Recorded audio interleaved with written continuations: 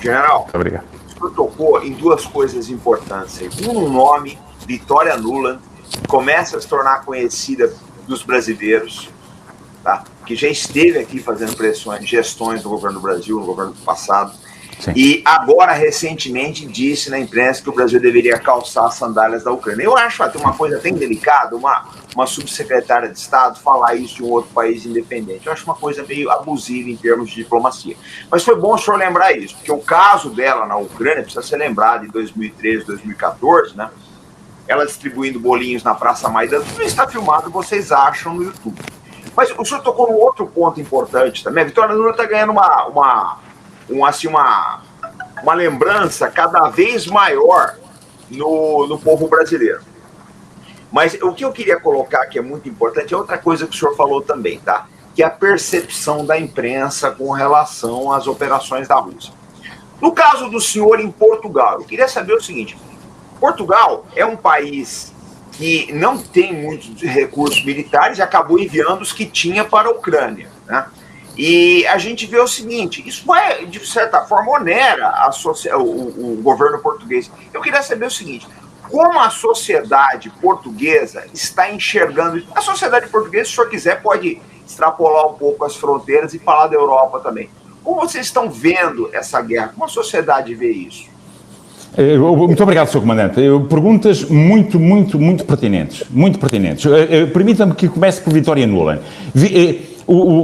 Victoria Nuland é efetivamente alguém muito pouco recomendável e entra um pouco naquela ideia da indispensabilidade e do excepcionalismo norte-americano. Portanto, aquela ideia de que ou és por nós ou é contra nós e que em boa verdade, ela já vem do tempo de Obama. E se formos a ver a equipa que neste momento está a gerir a crise na Ucrânia é a mesma. Jack Sullivan, que é uma pessoa importante, que é o Conselheiro de Segurança de Biden, já vinha do tempo, já estava neste processo na Praça Maidan. A equipa é a mesma. Aliás, se formos lembrar, quando foi a crise da Jugoslávia, aparecia sempre a mesma pessoa, que era o Sr. Richard Holbrooke. Eu não sei se recordam, certamente se recordarão, não é? Já há uns bons anos. Este Sr. Richard Holbrooke era tinha uma fobia contra os sérvios. Tinha uma serbofobia absolutamente visceral. Como esta senhora tem uma russofobia visceral. Como nos lembramos da senhora Albright. Isso é tudo falcões. É tudo falcões. Aliás, a senhora Albright tem uma frase, creio que é relacionada com o Iraque, que diz: morreram muitas crianças, mas já ninguém se lembra. Portanto, como morreram 900 mil pessoas, mais de 900 mil pessoas, nas aventuras que o Ocidente esteve no Médio Oriente, mas já ninguém se lembra, não é? E foi 20 anos para voltar a pôr os talibãs em Cabul, não é? Fomos para Cabul, e lembramos-nos que é sempre, e depois, portanto, a senhora Nuland é alguém que tem... É do foro que se trata, é do foro das fobias. E as fobias tratam-se em determinados sítios, não é? Normalmente numa cadeira, não é? Portanto, é do foro da fobia, no nosso entendimento, e depois é de uma crueldade absolutamente espantosa. Espantosa. Mas isto é assim, os Estados Unidos defendem os seus interesses. Os Estados Unidos, não podemos censurar os Estados Unidos, porque os Estados Unidos estão a fazer a defesa dos seus interesses. E os interesses dos Estados Unidos são ser uma potência hegemónica no mundo, são assegurar a sua zona de conforto. Aliás, lembramos-nos sempre da doutrina Monroe. Havia um general, faz-me o nome dele, um general mexicano que foi presidente do México, que dizia o problema do México é estar demasiado longe de Deus e demasiado perto dos Estados Unidos, não é? A geografia é o que é. A geografia é o que é. É como a Polónia. A Polónia diz que trocamos a nossa gloriosa história militar por uma melhor geografia. Estamos implantados entre a Alemanha e a Rússia, é uma chatice, não é? E para mais é uma planície.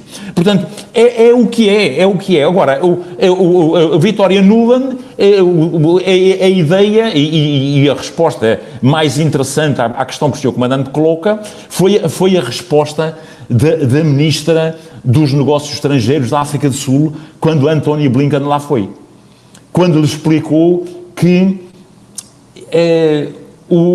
aquilo a que eufemisticamente chama o sul global, não é? Mas ela falava, já não estamos para ter bullying, para ser alvos de bullying, não é?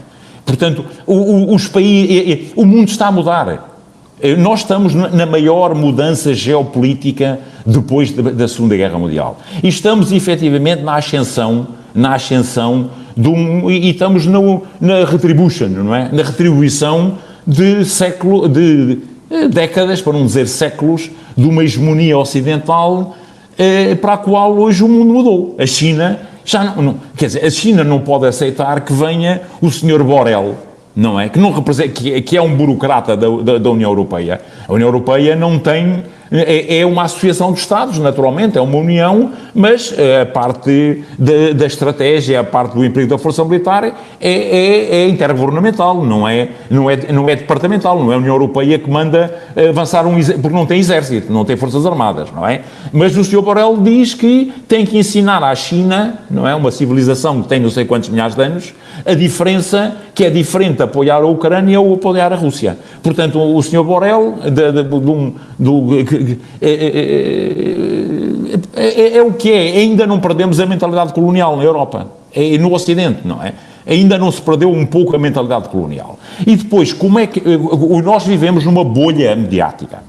E vivemos numa bolha mediática não é por acaso. É que os conflitos, portanto, na lógica da análise, os conflitos têm vários níveis de ação, várias linhas de operação, perdão. Quando se planeia um conflito, digamos, desta natureza, porque estes conflitos envolvem bilhões de dólares, envolve a morte de centenas, dezenas de milhares de pessoas, envolve muitos recursos humanos, diplomáticos, etc. Portanto, um conflito destes é planeado. E é preciso que o Pentágono tenha aquele tamanho enorme e os outros, a NATO tem portanto, o planeamento de uma operação destas é algo complexo. E no planeamento desta operação, e creio que a última vez que aqui tivemos a ocasião de trocar impressões, há várias linhas de operação. A linha de operação militar nem é a mais importante neste conflito. A linha de operação militar é fundamentalmente uma linha subsidiária ou uma linha apoiante. O seu comandante, com o background militar que tem, sabe perfeitamente que uma guerra ganha-se quando são atingidos os objetivos políticos. Não, porque pode-se ganhar militarmente, ou pode-se estar a ganhar militarmente, mas depois, politicamente, se o adversário atingir os objetivos políticos, naturalmente, a parte militar pouco determina. E nas várias linhas de operação, a linha de operação comunicacional, nos tempos que correm, numa guerra híbrida, é determinante. Consegue ser mais importante do que a própria linha militar.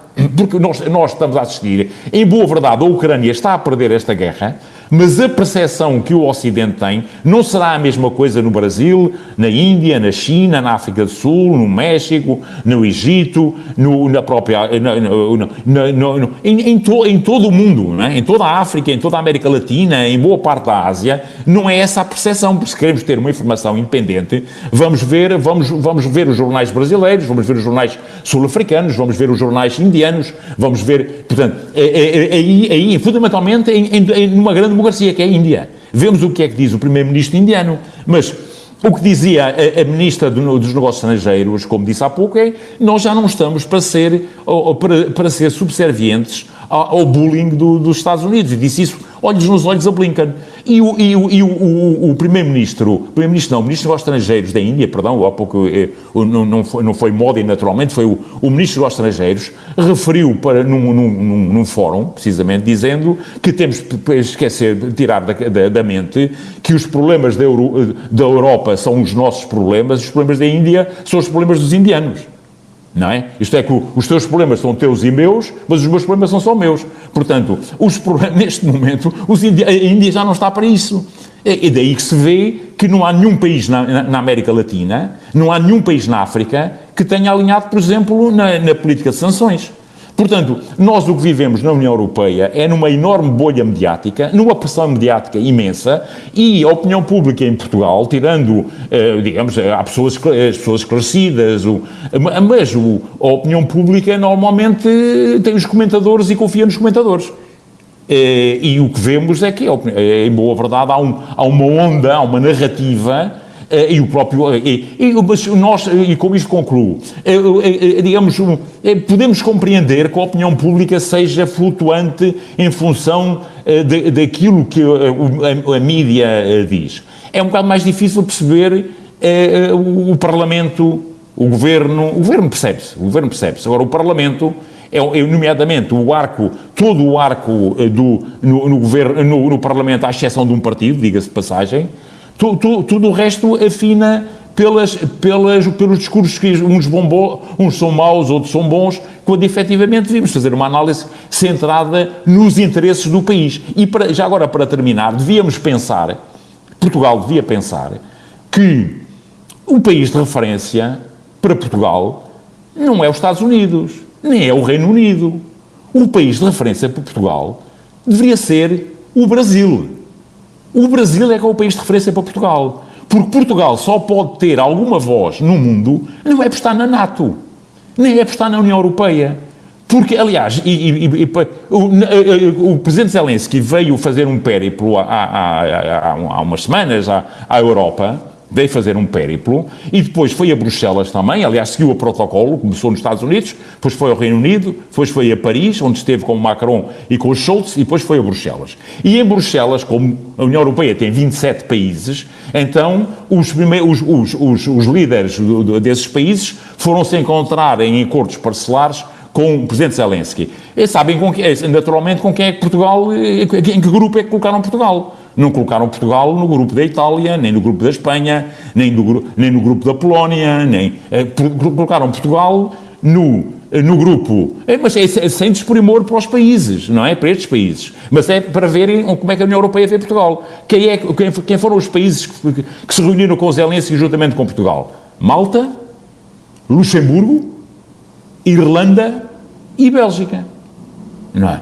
Portanto, isto mostra como a União Europeia entende Portugal no contexto geoestratégico e na importância relativa que tem na União Europeia. Portanto, Portugal, em boa verdade, se quer ter alguma ambição para ter um papel importante, é o triângulo estratégico Brasília, Luanda, Lisboa. Isso é que é importante. Esse é que é o grande triângulo estratégico que pode permitir que Portugal tenha alguma voz no mundo, como os ingleses têm os Five Eyes. E os Five Eyes são, como sabemos, o Reino Unido, o Canadá, os Estados Unidos, a Austrália e a Nova Zelândia. Portugal só tem que seguir e lembro-me de estar numa conferência com uma personalidade inglesa que dizia, qualquer que seja a política em Washington, qualquer que seja o presidente em Washington, o Reino Unido está sempre ao lado dos Estados Unidos. Portugal, qualquer que seja o governo em Brasília, qualquer que seja a política externa do Brasil, Portugal tem que ter sempre uma relação próxima com o Brasil, porque o Brasil é que faz a diferença. O Brasil é que faz a diferença. Não sei se respondi isso, Sr. Comandante. Peço desculpa.